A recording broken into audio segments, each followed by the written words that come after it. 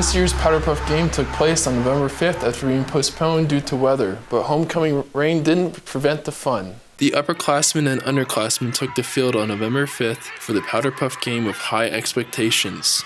Positive, we had experience. I feel like we had a lot of talent, so I knew that. And also the girls had been playing together for a few years now, so good team chemistry.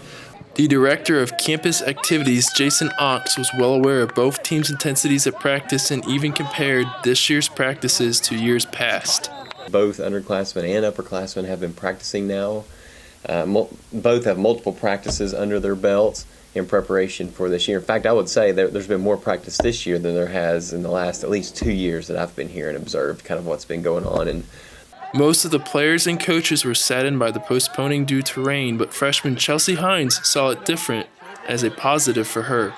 I'm glad we had that extra week because it was nice to have that time to kind of memorize the plays and stuff, and that helped me not feel so stressed about it. So that was a huge plus. There were new features to this year's game that made the game more official-like. So I've got two official referees that I'm paying to come in to ref the events. Both teams have been briefed on the rules that those refs will be governing by, and hopefully it'll be a great night. The underclassmen players and coaches thought officiating was good, but the upperclassmen had different feelings towards the officials. Those rules kind of changed when the game started. We didn't know that. If I would have known that was going to be a thing, I probably would have asked the referees beforehand. So that was difficult from a coaching perspective, and it affected both sides for sure.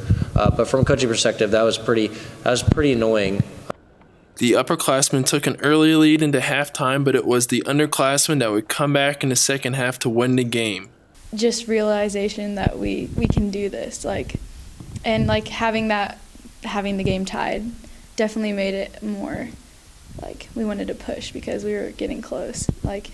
One more point and we could win the game. Underclassmen coach Mike Analquay was very happy for his team and thought his team played very good. Loved them. They were absolutely phenomenal.